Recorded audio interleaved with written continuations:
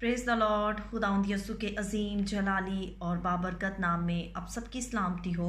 मैं एवेंजलिस्ट अरुण सुदागर और मेरा टॉपिक है कि कैसे बदगोई के गुनाह से बच सकते हैं। आज हम 4 असूलों को सीखेंगे कि और अगर हम इन 4 असूलों को अपनी ज़िंदगी में अपना लेते हैं, इस पर अमल करते हैं, तो ज़रूर हम बदगोई के गुनाह से, बदगोई करने से बच सकते हैं। पहला असूल ये है कि खुदा आपके हर लफ्ज़ को सुनता है, इसलिए कोशिश करें कि ऐसे अल्फाज बोलें जिससे खुदा खुश हो। और जब हम गिनती उसका 12वां बाब, जब हम पूरा उसका गिनती 12वां बाब पढ़ते हैं, नंबर्स 12 चैप्टर, मरियम को जब सज़ा मिलती है और जब हारून और मरियम जो है वो मूसा की बदगोई कर रहे होते हैं, तो लिखा है दूसरी आयत में, वो कहने लगे क्या खुदावंद ने फक्त मूसा ही से बातें की? क्या उसने हमसे भी बातें नहीं की? और खुदावंद ने ये सुना। आमीन। यहाँ पर एक जुमला है, और खुदावंद ने ये सुना। याद रखिए, कोई भी लफ्ज़ जो हम बोलते हैं वो खुदावंद सुनता है। दूसरा असूल, अगर आप खुदा के किसी फर्जंद की बदगोई कर रहे हैं तो ज़रूर जो है आप सज़ा पाएंगे और आप खुदा को नाराज़ कर रहे हैं। इससे पहले कि आपको सज़ा मिले, आप पहले खुदा को नाराज़ करेंगे और फिर आप सज़ा के मुस्तहिक होंगे, आपको सज़ा मिलेगी।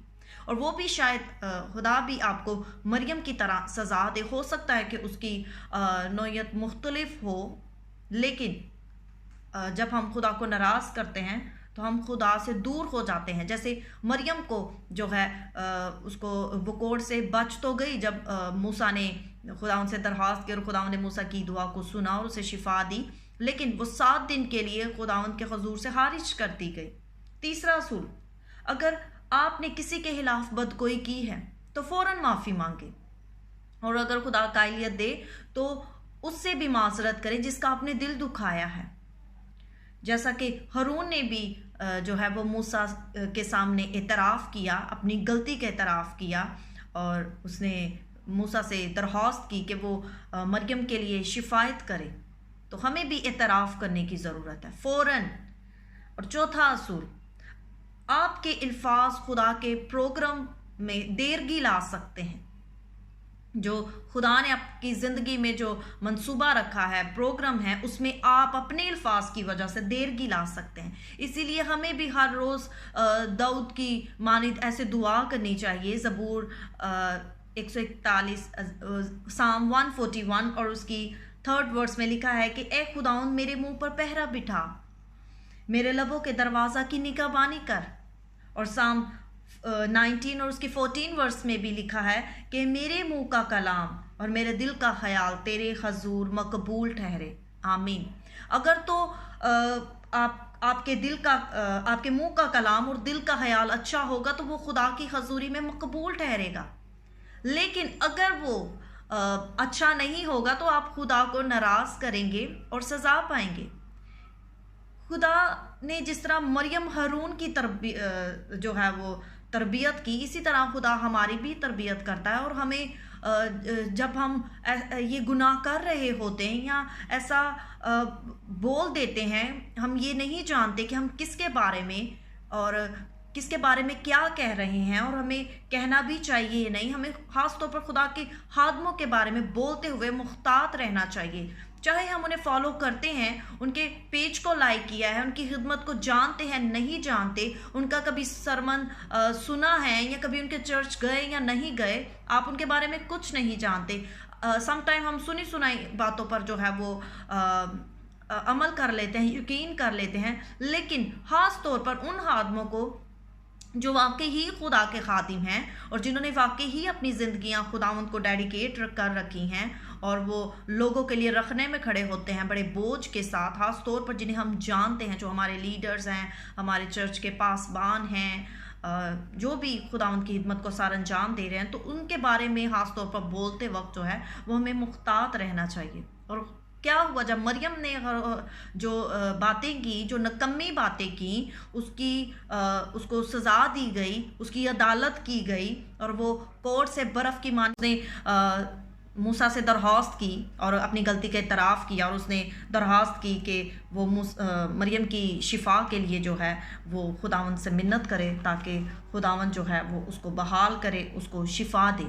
تو اس طرح سے جو ہے ہم اگر ہم ان 4 اصولوں کا اپنی زندگی میں اپنا لیتے ہیں، اس پر عمل کرنا شروع کر دیتے ہیں، بہت سارے لوگوں کے لیے ڈیفیکلٹ ہوگا، لیکن اگر وہ اس پر عمل کرنا شروع کر دیں تو وہ اس گناہ سے، بدگوئی کے گناہ سے، بدگوئی کرنے سے وہ باز آ سکتے ہیں۔ اور دوبارہ سے اس ورس کو جو ہے وہ میں ریڈ کرنا چاہوں گی، اور ایک یہی جملہ پڑھوں گی جو گنتی 12واں باب اس کی 2 آیت میں لکھا ہے کہ اور خداوند نے سنا کہ مریم اور ہارون جو ہے موسیٰ کے خلاف کس طرح سے بدگوئی کر رہے ہیں، اور اس نے سب کچھ سن لیا، یہاں تک کہ ان کے دل کے خیالات، جو بغاوت تھی، غصہ تھا، بغض جو بھی ان کے دل میں تھا، خداوند نے سب سن لیا۔ اور یاد رکھیے خدا کسی بھی بات کو بھولتا نہیں، وہ نظر انداز نہیں کرتا۔ اور بعد میں کیا ہوا، مریم اور ہارون نے جو ہے وہ اپنی حسد کو، اپنی غلطی کو چھپانے کی کوشش کی، لیکن خدا نے ابر کے ستون میں سے ہو کر ان کے دلوں کی حسد اور تہمت اور نفرت سے جو بھرے ہوئے تھے سب کچھ دیکھ لیا، جان لیا۔